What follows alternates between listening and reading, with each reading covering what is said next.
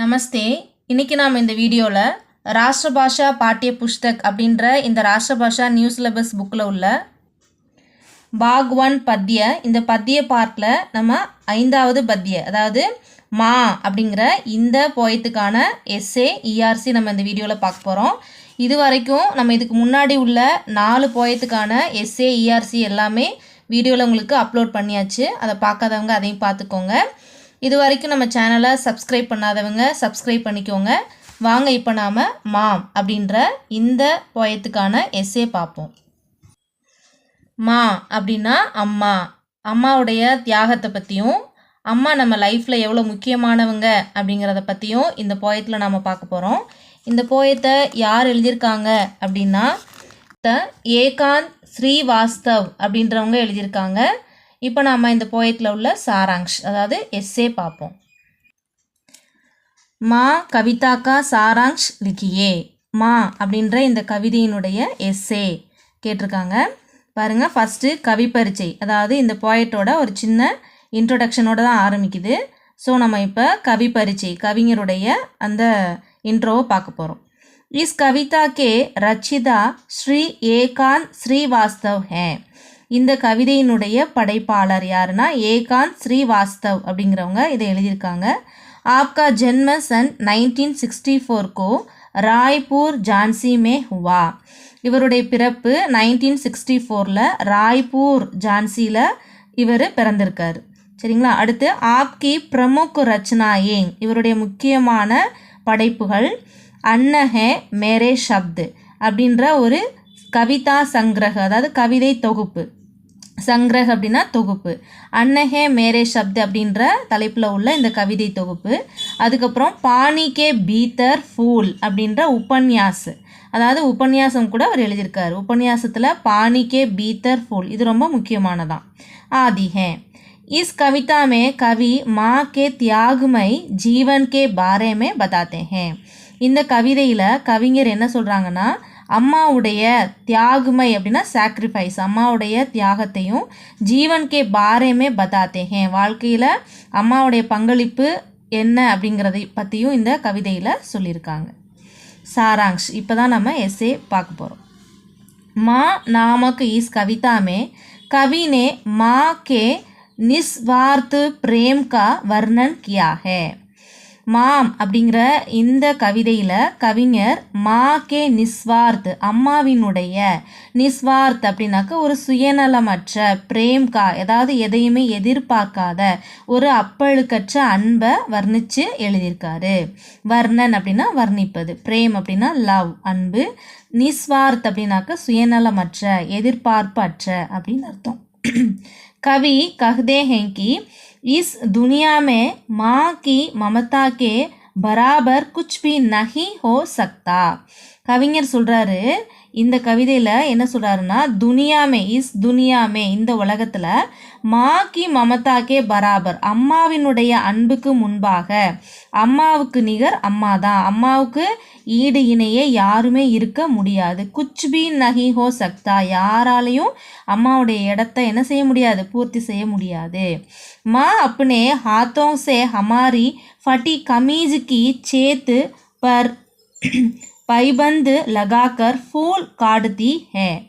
माँ अपने हाथों से அம்மா தன்னுடைய கைகளால் ஹமாரி ஃபட்டி கமீஜ்கி அதாவது நம்மளுடைய சட்டையில் சேத் அப்படின்னா ஒரு ஓட்டை விழுந்துருச்சு ஒரு சட்டையில், அந்த குழந்தையோட சட்டையில் ஓட்டை விழுந்துருச்சு அப்படின்னா பர் சேத்து பர் பைபந்து லகாக்கர் அதாவது ஃபூல் காடுத்திஹே அதாவது ஒரு நூலை வச்சு ஒரு பூ அந்த இடத்துல ஒரு பூ மாதிரி நம்ம ஒரு எம்ப்ராய்டிங் பண்ணி அந்த ஓட்டையை மறைச்சி அதையுமே ஒரு அழகான ஒரு ஃப்ளார் அந்த இடத்துல அவங்க மேக் பண்ணி அந்த சட்டையை நம்மளுக்கு போட்டு விடுவாங்க. தன்னுடைய குழந்தை ஓட்டைப்பட்ட அந்த கிளிசலான சட்டையை யாரும் பார்த்துடக்கூடாது அப்படிங்கிறதுக்காக அதையுமே அழகாக நமக்கு மாற்றி கொடுப்பாங்க. ஹமாரே பவிஷ்யக்கோ உஜ்ஜவல் பனாத்தி ஹே. நம்மளுடைய ஃப்யூச்சர் அதாவது பவிஷ்ய அப்படின்னா ஃப்யூச்சர், உஜ்ஜவல் அப்படின்னா ஷைனிங், நம்மளுடைய ஃப்யூச்சர் வந்து ரொம்ப ஷைனிங்காக இருக்கணும் அப்படிங்கிறதுக்கு நம்ம அம்மா தான் முக்கிய காரணம். ஸோ நம்ம அம்மா நம்முடைய எதிர்காலத்தையும் ரொம்ப ஒரு என்ன சொல்கிறது நல்ல ஒரு ஷைனிங்காக நம்மளுக்கு உருவாக்கி கொடுக்குறவங்க தான் அம்மா. रात भर लाल रात भर लालटेन दीप की तरह जलकर हमारे जीवन में प्रकाश ஃபைலாத்தி ஹே. அதாவது ராத் பர் இரவு முழுவதும் பார்த்தீங்கன்னா தீப் கி தரஹ் ஜல்கர் ஹமாரே ஜீவன் மே பிரகாஷ் ஃபைலாத்தி ஹே. அதாவது தன்னுடைய வாழ்க்கை முழுவதுமே தன்னுடைய பிள்ளைக்காக ஒரு விளக்கை போல, அதாவது தன்னுடைய பிள்ளையினுடைய வாழ்க்கை பார்த்திங்கன்னா ஒரு பிரகாசமயமாக இருக்கணுங்கிறதுக்காக தன்னுடைய வாழ்க்கையை வந்து யாருக்காக அர்ப்பணிக்கிறாங்க? பிள்ளைக்காக, தன்னுடைய குழந்தைக்காக அர்ப்பணிக்கிறாங்க. ஜல்கர் ஹமாரே ஜீவன்மே, நம்முடைய அதாவது நமக்கு இருள் இருக்கிற இடத்துல ஒரு விளக்கு ஏற்றி வச்சாதான் அந்த இடம் வந்து பிரகாசமாகும். அது மாதிரி நம்மளுடைய வாழ்க்கைக்கு, பிள்ளையினுடைய வாழ்க்கைக்கு வந்து ஒரு வெளிச்சத்தை கொடுக்குறவங்க தான் அம்மா. ஃபிர் போர் கே தாரோं की तरह जिल मिलाकर हमें प्रोत्साहित कर दी है. அது மட்டும் இல்லாமல் நம்முடைய வாழ்க்கையில் ரொம்ப ஒரு உற்சாகத்தை கொடுக்குறவங்க யார் அப்படின்னா நம்மளுடைய அம்மா தான். ஒரு விஷயத்துலேயும் நம்மளை ரொம்ப மோட்டிவேஷன் நமக்கு கொடுத்து நம்மளை ரொம்ப என்கரேஜ் பண்ணி நம்மளை அடுத்த லெவலுக்கு கொண்டு போகிறது நம்மளுடைய அம்மா தான். மா ஏசி ஏக் நதி ஹே. அம்மா வந்து ஒரு நதி போல. எப்படிப்பட்டவங்க அப்படின்னா, நதி என்ன செய்யும்? ஜோ ஹமாரே பஞ்சர் ஜீவன் கோ உபஜாவு பனாத்தி ஹே. ஒரு வறண்ட நிலத்தில் பார்த்தீங்கன்னாக்க ஒரு நதி பாய்ச்சல் இருக்குது, அந்த நதியினுடைய நீரோட்டம் இருந்துச்சு அப்படின்னா அந்த வறண்ட நிலம் கூட எப்படி இருக்குமா? விளைச்சலுள்ள நிலமாக மாறும். அதுபோல் நம்ம அம்மா நம்முடைய வாழ்க்கையில் நம்ம எங்கெல்லாம் நம்ம ரொம்ப வீக்காக இருக்கோமோ அதெல்லாம் சரி செஞ்சு அம்மா நம்மளை ஒரு விளைச்சலான நிலத்தை போல் நம்மளை உருவாக்குறாங்க. அடுத்து மா தர்தி கி தரகு சப் குச் சஹ் லேத்தி ஹே. அம்மா வந்து தர்தி அப்படின்னாக்க பூமி. இந்த பூமி, அதாவது இந்த பூமி தாய் எப்படி எல்லாத்தையும் சகித்து கொண்டு பொறுமையாக இருக்காங்களோ அதுபோல் அம்மா வந்து நம்மளுடைய நம்முடைய எல்லா சுபாவங்களையும், நம்முடைய எல்லா சேட்டை அந்த மாதிரி அர்த்தம், சரிங்களா? அதாவது நம்முடைய எல்லா சேட்டை, நம்முடைய அறியாமை, இது எல்லாவற்றையும் அம்மா வந்து சகித்து கொண்டு நமக்காக ரொம்ப பொறுமையாக இருக்காங்க. வஹ் ஹமாரி சாங்ஸோங்கே பல் பர் ஜீத்தி ஹே. வஹ் ஹமாரி, அது நம்மளுடைய உலகத்தில் நம்மளுடைய வாழ்க்கைக்கு அது ரொம்ப ஒரு பலம் மிக்கதாக நம்முடைய அம்மா நமக்கு இருக்காங்க. நம்ம செய்கிற எல்லா தவறுகளையும் பொறுத்துக்கிட்டு இருக்கனால நமக்கு வந்து என்னது ரொம்ப ஒரு பலமாக ஒரு பேக் போனாக அம்மா தான் நம்மளுக்கு இருக்காங்க. ஹமாரே ஜீவன் கா அங்கூர் வஹி சுரு ஹோத்தாகே. நம்மளுடைய வாழ்க்கையும் வந்து அம்மா கிட்டேருந்து தான் நம்மளுக்கு எல்லாமே ஆரம்பிக்குது. மா ஹமாரே ஜீவன் மே வசந்துக்கா அனுபவ் கராத்தி ஹே. அம்மா நமக்கு எப்போவுமே நம்முடைய வாழ்க்கையில் வசந்துக்கா அனுபவ், ஒரு சந்தோஷமான ஒரு மகிழ்ச்சியான ஒரு எக்ஸ்பீரியன்ஸை நம்மளுக்கு கொடுப்பாங்க. ஜிஸ் தரகு மோர் பங்குக்கே बांधने से हमारा माथा सुंदर दिखता है, उसी तरह हमारे जीवन को सुंदरमय बनाती है. எப்படி அப்படின்னா ஒரு அழகான எக்ஸ்பீரியன்ஸை கொடுப்பாங்க அப்படின்னு சொல்லியிருக்காங்கல்ல, அது எப்படின்னா ஜிஸ் தரகு இது போல், எது போல்? மோர் பங்குக்கே பாந்தனே சே. மோருடைய, அதாவது அந்த மயிலுடைய அந்த இறகுகள் எவ்வளோ அழகாக இருக்கும் இல்லையா, ரொம்ப கலர்ஃபுல்லாக இருக்கும். அது மாதிரி பார்த்திங்கன்னா மயிலுக்கு எது ரொம்ப அழகுனா के बांधने से हमारे माथा சுந்தர் திக்குதாகே. அந்த மயிலுடைய தலையில் இருக்கக்கூடிய ஒரு சின்ன கொண்டைன்னு சொல்லுவோம் இல்லையா, அதுதான் அந்த தலைக்கு ரொம்ப அழகு கொடுக்குதான். அதுபோல் உசி தரக, அதுபோல் ஹமாரே ஜீவன்கோ சுந்தர்மை பனாத்திகே. நமக்குன்னு ஒரு ஐடென்டிட்டியை நமக்கு அம்மா உருவாக்கி கொடுக்குறாங்க. நமக்குள்ளே என்ன திறமைகள் இருக்குது, நம்ம வந்து எந்த விஷயத்தில் நம்ம ரொம்ப பிரைட்டாக இருக்கோம், நம்ம எந்த ஃபீல்டுக்கு போனால் நமக்கு நல்லா இருக்கும் அப்படின்னு நமக்கு ஒரு அழகையும் நம்மளுக்கு ஒரு ஐடென்டிட்டியும் அம்மா தான் நம்மளுக்கு உருவாக்கி கொடுக்குறாங்க. अगर हमें घाव लग जाए तो रूई से मुलायम मरहम लगाती है. அதுபோல் பார்த்தீங்கன்னாக்கா घाव लग जाए तो रूई से मुलायम मरहम லகாத்தி ஹே. நமக்கு ஏதாச்சும் ஒரு சின்ன காயம் ஏற்பட்டுருச்சு அப்படின்னா, காவ் அப்படின்னா காயம், அடிபட்டுருச்சு அப்படின்னா நமக்கு அந்த இடத்துல ரொம்ப ஒரு மென்மையாக, முலாயம் அப்படின்னா மென்மை, மர்ஹம்னா மெடிசின், நமக்கு ஒரு மெடிசின் கொடுத்து நம்மளை ரொம்ப ஒரு சாஃப்டாக அந்த காட்டன் வச்சு எல்லாமே நம்மளுக்கு க்ளீன் பண்ணி நமக்கு ரொம்ப ஆறுதலாகவும் நம்மளுக்கு வந்து குணப்படுத்துகிறவங்களாகவும் அம்மா இருக்காங்க. படி படி சீஸோங்கு கோபி அப்னி ஹத்தேலி பர் லாக்கர் ஹமே தேத்தி ஹே. அதாவது பெரிய பெரிய விஷயங்களை கூட, அதாவது பெரிய பெரிய செயல்களை கூட தன்னோட கைகளால் நமக்கு ஈஸியாக நமக்கு அம்மா கொடுக்குறாங்க. அப்பனி அஞ்சலி சே சமுத்திர கோபி லே ஆக்கர் ஹமாரே ஹோண்டோங் தக்கு தேத்தி ஹே.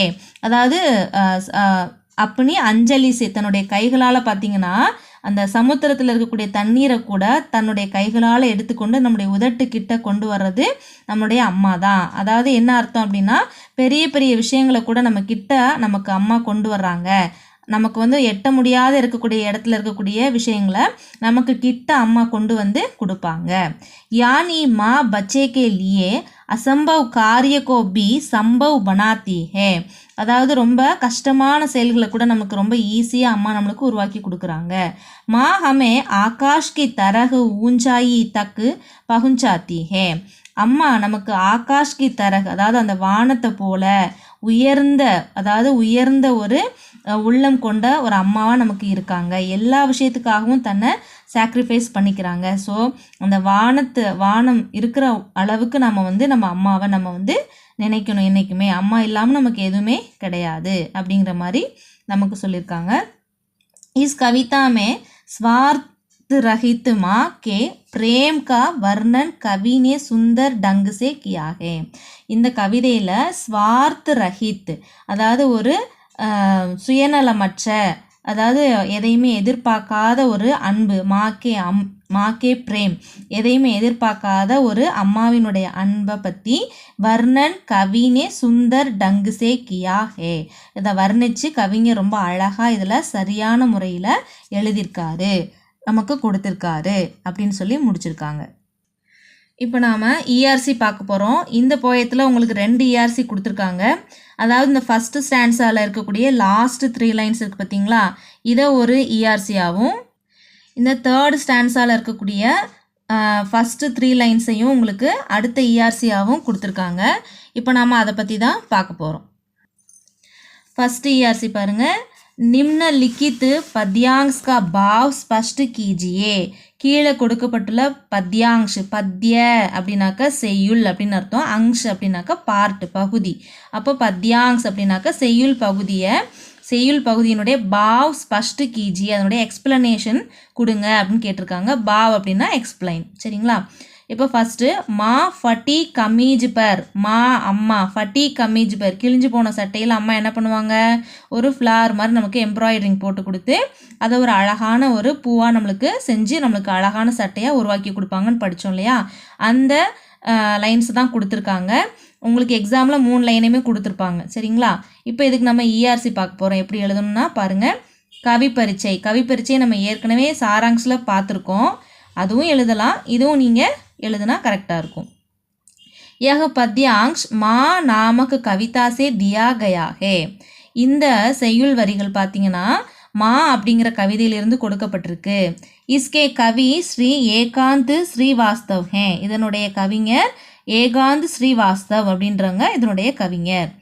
इन्होंने ग्रामीण जीवन पर आधारित अनेक कविताएं लिखी हैं. இவர் பார்த்தீங்கன்னா கிராமீண் ஜீவன் அதாவது கிராமப்புற வாழ்க்கையை மையப்படுத்தி அநேக கவிதாயங் நிறைய கவிதைகளை எழுதியிருக்காரு.